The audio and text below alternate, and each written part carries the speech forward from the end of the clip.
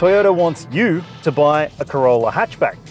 That might seem pretty obvious. Most car makers want people to buy their cars, one or more of them. But the focus this time around with the 12th generation Corolla is on passenger car sales. They're not chasing fleets quite as much as they once did. So what has Toyota done to make the new generation Corolla more appealing to regular people like you and I? Well, there's more technology, more safety, more efficiency, and, well, a bit more fun to be had behind the wheel as well. But the real reason you might want to buy the new generation Corolla? It looks really good. Let me show you. Seriously, I didn't know Toyota could make cars that look this good. I drove this new Corolla in the US earlier this year, and now that it's in Australia, my mind hasn't changed. It's still a really good looking car. There's more lines and more angles than before, but it's also more rounded, but manages not to look frumpy. That's the really good thing about it.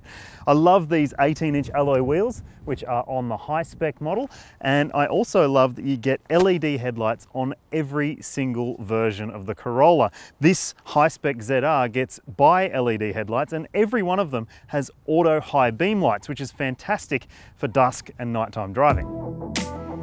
Let's walk through the grades because there are 3 to choose from: Ascent Sport, SX and ZR. Kicking things off is the Ascent Sport, which offers the broadest range of drivetrains. You can have it with a new 2-litre 4-cylinder petrol engine with a 6-speed manual, or a CVT with a 10-speed sequential mode. Or you can get a hybrid model with a 1.8-litre engine backed by an electric motor and a battery pack. The mid-spec model is the SX, again with the choice of the petrol engine and auto gearbox, or the petrol-electric hybrid. And then there's the model you've already seen, the ZR. It's quite a looker, and again with the choice of petrol or hybrid. The fact that Toyota is offering a hybrid version of each spec of the Corolla hatchback is a bold move, and one that should be applauded. And the company has also gone in hard when it comes to safety spec. All models get a comprehensive safety package including AEB with pedestrian and cyclist detection, lane departure warning and lane keeping assist, speed sign recognition, and a reversing camera with 7 airbags too. The SX and ZR models both get blind spot monitoring, but none come with parking sensors or automated parking. Now, what about the interior? It doesn't look or feel like any Corolla that has come before it. The cabin is really nice, and the materials used are really good. And also, it's nicely designed. It feels more posh than it is. This is the ZR spec, so it gets the sportier seats. They are quite sporty, they do hug you in, but all seats across all Corolla grades have taken a step up. They're much more comfortable than they used to be. And that's despite the fact that no model comes with electric seat adjustment or memory settings, which is a bit of a disappointment. The fact there's an electric park brake which will auto-apply when you put the car in park is one of those simple, smart measures that Toyota has made with this new Corolla. Plus, the storage is pretty smart as well. There are bottle holders in the doors, there's 2 cup holders up front, a decent little console area in there, and you've got a decent glove box. Every model in the range comes with an 8-inch touchscreen media system. You have to pay extra for sat-nav in the base models, but the top 2 versions get sat-nav built in. But there is no Apple CarPlay or Android Auto. That's a bit annoying. They might have it later on down the track, so stay tuned.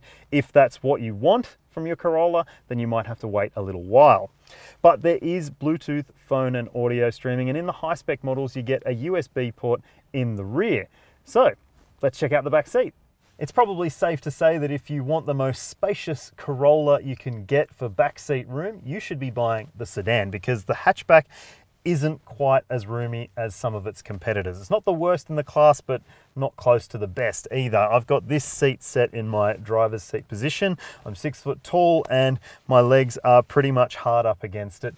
And you've got to watch your head getting in and out as well if you are a taller occupant. If you've got kids, however, there are dual ISOFIX anchor points and also top tether points. So your kids' seats should fit in pretty comfortably.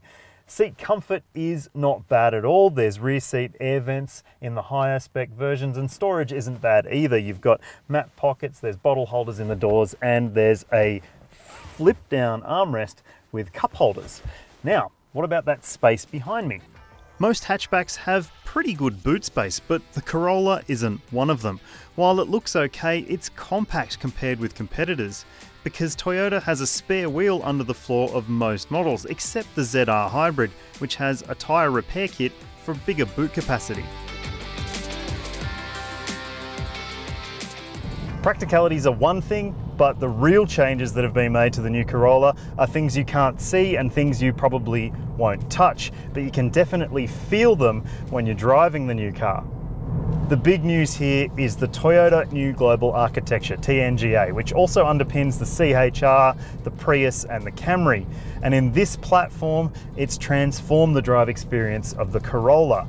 This new toolbox allows Toyota to lower the body of the car, so the center of gravity is lower down, which makes it more agile, more nimble. Plus the suspension sits further outboard and it has a more squat and wide and broad and low and hunkered stance. And it doesn't just look good, it drives well. The steering, well, it's not as pinpoint accurate or as zippy as a Honda Civic and maybe doesn't have quite as much feel as a Mazda 3, but it does exactly what you expect of it. And that's all you can really ask. The hybrid drivetrain is, well, pretty much what you'd expect from Toyota. It's not amazing in terms of performance, but it does get the job done pretty well, and it's frugal as. You can expect 5.5 litres per 100 Ks, even if you're giving it a hard time. The 2-litre engine, well, it gets the brilliant launch gear system, which can pull you away from traffic lights or from a standstill using an actual first gear before it switches to CVT mode. That makes it feel a fair bit zippier.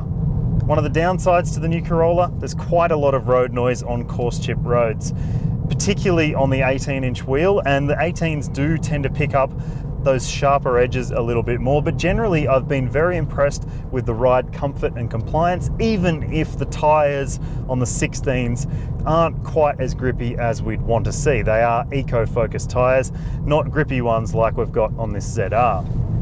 The good thing about the suspension is it doesn't feel twitchy like the previous generation model did, particularly at the rear, because it's an independent multi-link system and it does isolate bumps better if you're sitting back there too.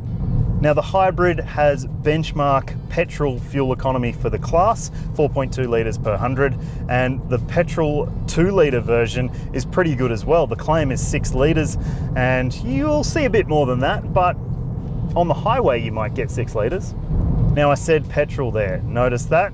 It's because diesel hatchbacks can offer better fuel economy than even hybrid versions like this.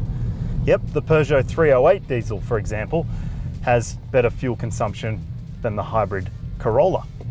On the whole, when it comes to a drive impression, the new Corolla hatch is a big improvement. There's no doubt about it.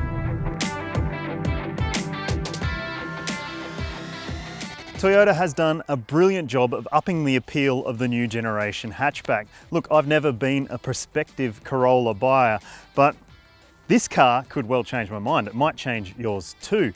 This is the latest in a long line of Toyotas that is both engaging and good to look at, plus it's really good value for money.